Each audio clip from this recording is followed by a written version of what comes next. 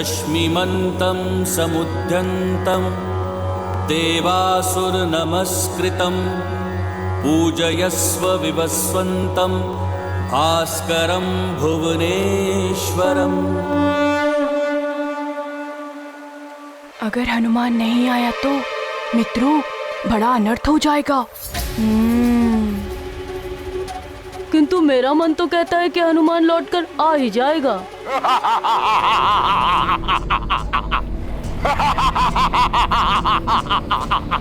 केसरी के लोकांतरण का अर्थ है हनुमान की पराजय। पिता के बिना निर्बल हो जाएगा हनुमान, और दूसरी ही ओर उस नारायण के नर अवतार का वध तो मैं स्वयं अपने ही हाथों से करूंगा। गति और बढ़ा लो पुष्पक।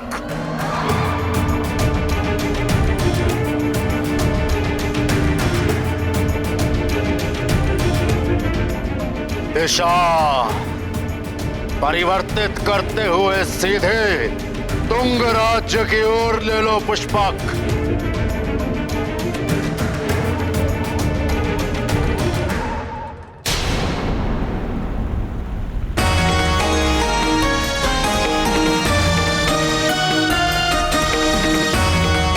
देवराज जी, ये लीजिए आपका वज्र।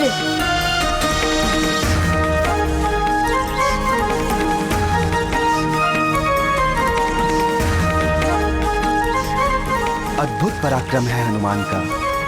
धन्यवाद पुत्र। हे इंद्रदेव, आपके हाथ से छूटे हुए वज्र से हनुमान ने इंद्रलोक की रक्षा की है, इसलिए इस वज्र के अधिकारी अब हनुमान भी हैं, और इस विजय ध्वजा के भी, जो इनकी वीरता के सम्मान में लहरा रही है। हनुमान, इस आकाशवाणी के अनुसार आज से तुम भी वज्रधारी कहलाओ, वज्रधारी कहलाओ, वज्रधारी कहलाओ, वज्रधारी कहलाओ।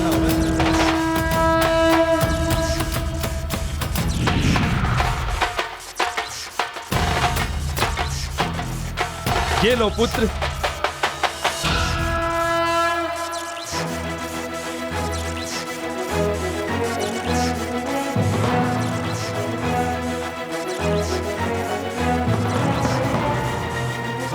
और ये विजय की ध्वजा भी तुम्हारे हाथों में ही शोभा देगी पुत्र। इसे धारण करो पुत्र। हे संकटहारी हनुमान, आज से तुम भी हाथ वज्र अरु ध्वजाधारी भी कहलाओगे। हाथ वज्र अरु ध्वजाधारी भी कहलाओगे। हाथ वज्र अरु ध्वजाधारी भी कहलाओगे। हाथ वज्र अरु ध्वजाधारी भी कहलाओगे। हाथ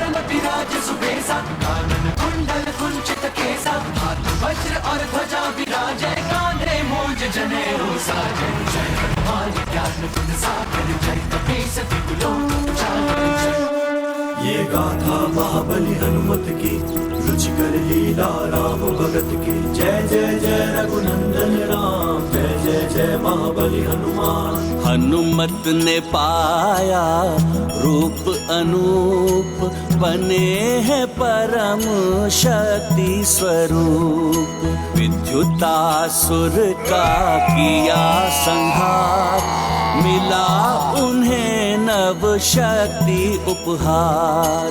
हनुमान के हस्त है साजे, हाथ वज्र और ध्वजा विराजे। प्रस्तुत हैं बन पाप के काल, धारण किया यह रूप विशाल। ये गाथा महाबली हनुमत की, रुचिकर लीला राम भगत की। जय जय जय रघुनंदन राम, जय जय जय महाबली हनुमान।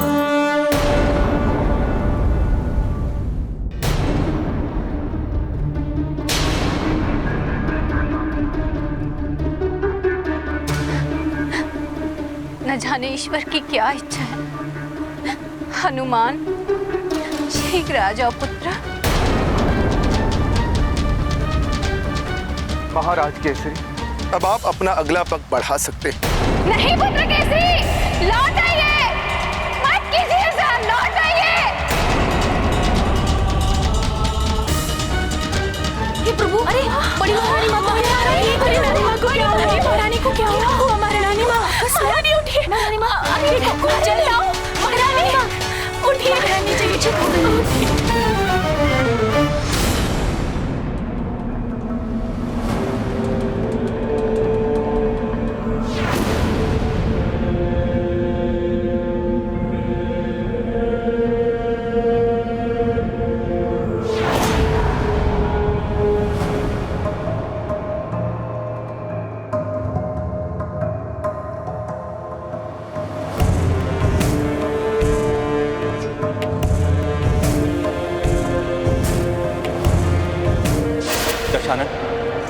अभी अभी सूचना मिली है, जिन असुर योद्धाओं की मृत्यु उस नारायण के हाथों लिखी है, उनमें से एक असुर मारा गया।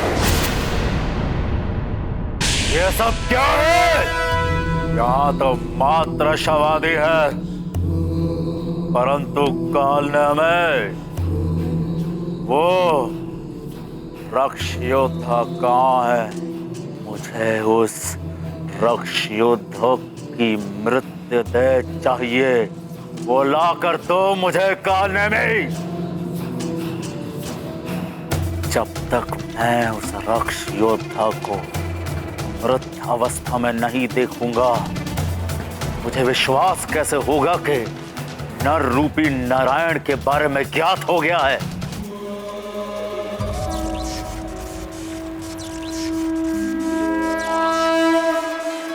मेरे लाल,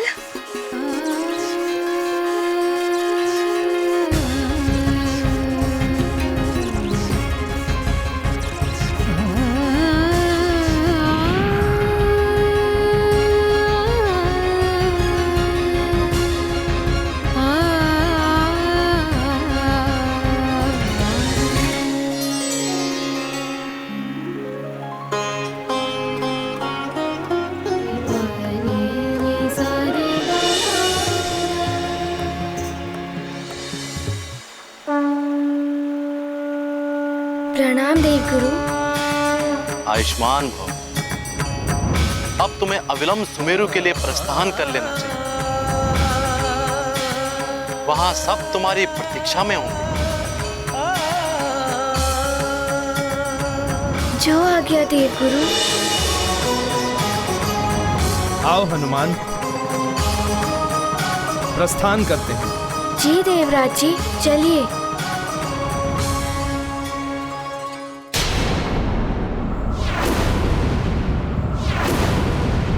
लंकेश, वो देखिए, रक्ष योद्धा विघंत का कटा हुआ शीश।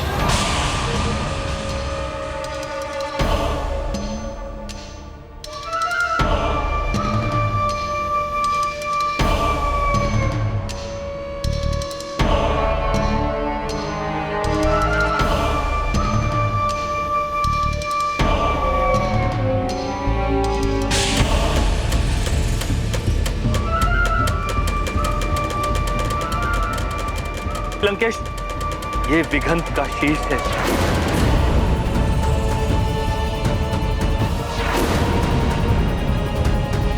जिसने अपने प्राणों का त्याग किया है, ताकि हमें यह ज्ञात हो जाए कि वो नर रूपी नारायण कहाँ है।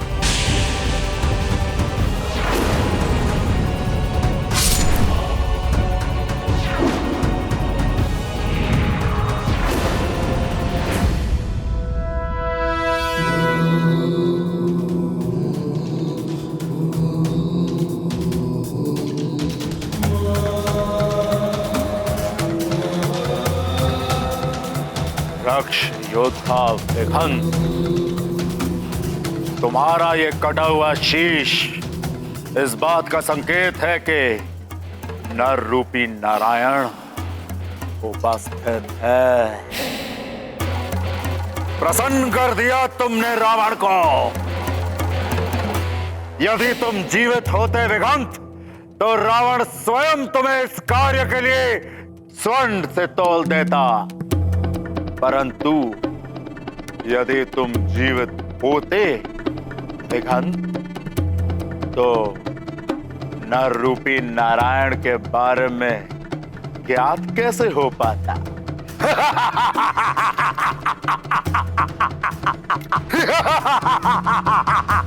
लंकेश, इसने अपना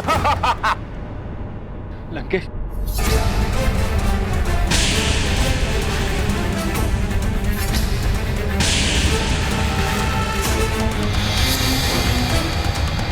ये क्या? लंकेश, शीश धड़ से जुड़ गया।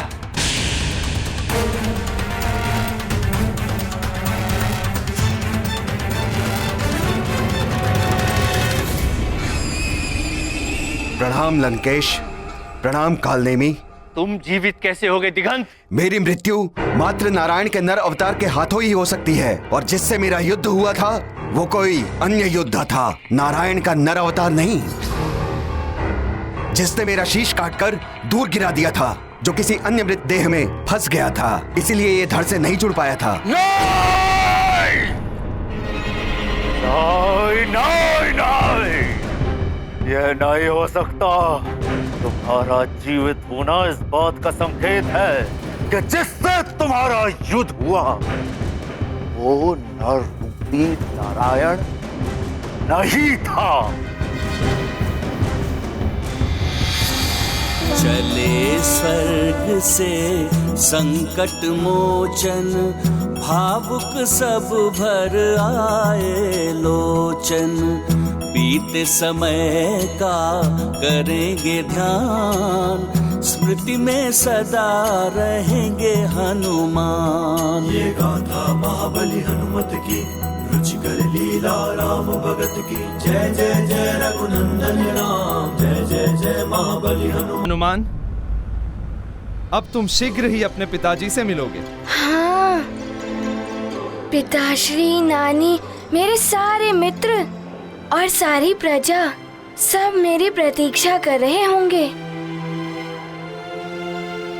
आज मैं सबसे जाके मिलूंगा, है ना माँ?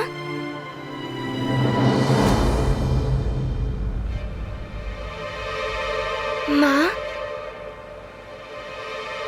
आपके माँ की सिंदूर की लालिमा तो बहुत कम हो गई है।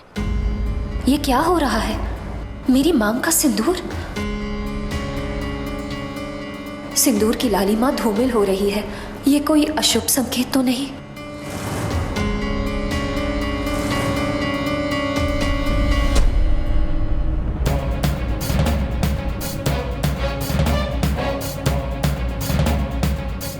क्या हुआ?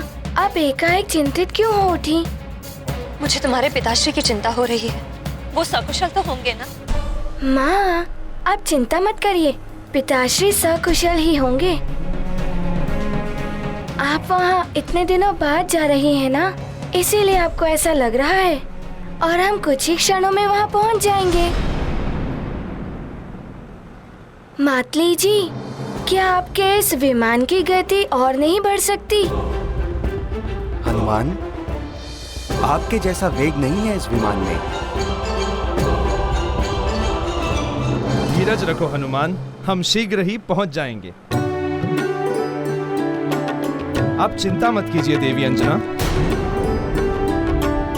सुमेरु में सब सकुशल ही होंगे।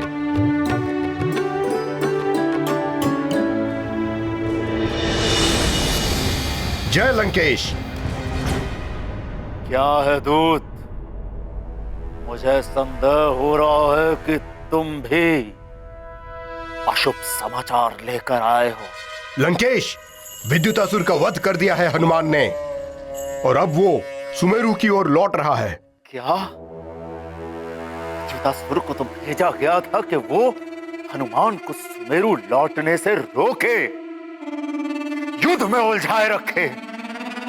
किंतु लंकेश, कदाचित केसरी को यह ज्ञात नहीं है कि हनुमान सुमेरु लौट रहा है। केसरी ने यह प्रण लिया है कि यदि सूर्यास्त के पूर्व हनुमान सुमेरु नहीं लौटा तो वो लोकांतरण कर लेगा। सूर्य तो अभी आधा ही अस्त हुआ है। यदि हनुमान तीव्र गति से सुमेरु पहुंच गया तो बचा देगा केसरी को। कालने में। जी लंकेश। तुम अभी के अभी अपने मायावी बादलों से सूर्य को ढक करके सूर्यास्त का भ्रम उत्पन्न करो, जिससे केसरी शीघ्र ही लोकांतरण कर ले। जी लंकेश। उस वानर को मां तो मिल गई, परंतु पिता नहीं मिलने देगा रावण। अवश्य लंकेश, ऐसा ही होगा। विघंत, जब तक वो नर रूपी नारायण नहीं मिल जाता, तुम अपना आतंक और बढ़ा दो, मार काट और बढ़ा दो। जो आज्ञा लंकेश।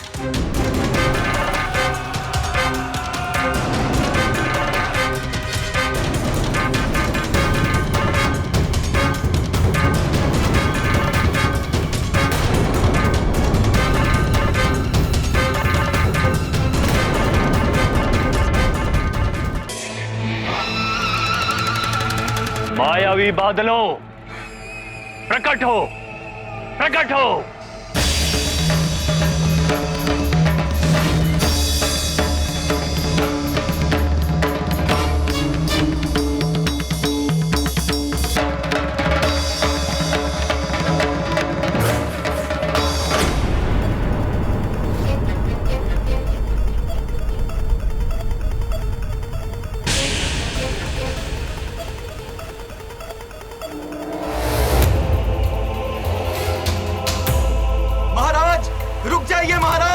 महाराज हमें छोड़ जाइए महाराज, रुक जाइए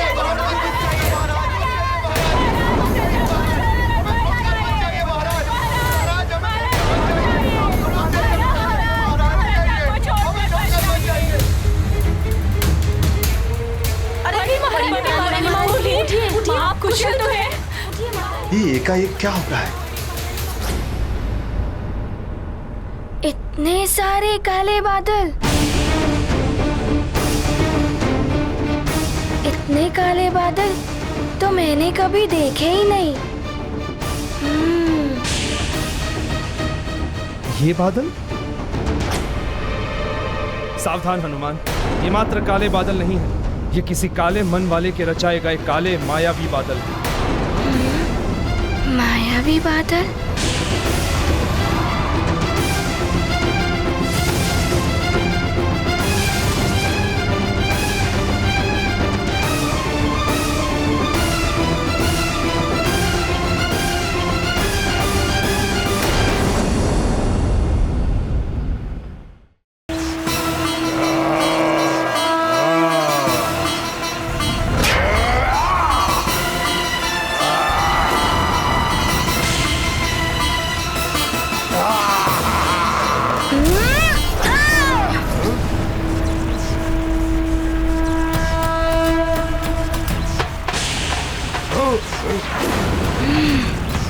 मैं तुझे छोड़ूंगा नहीं वानर।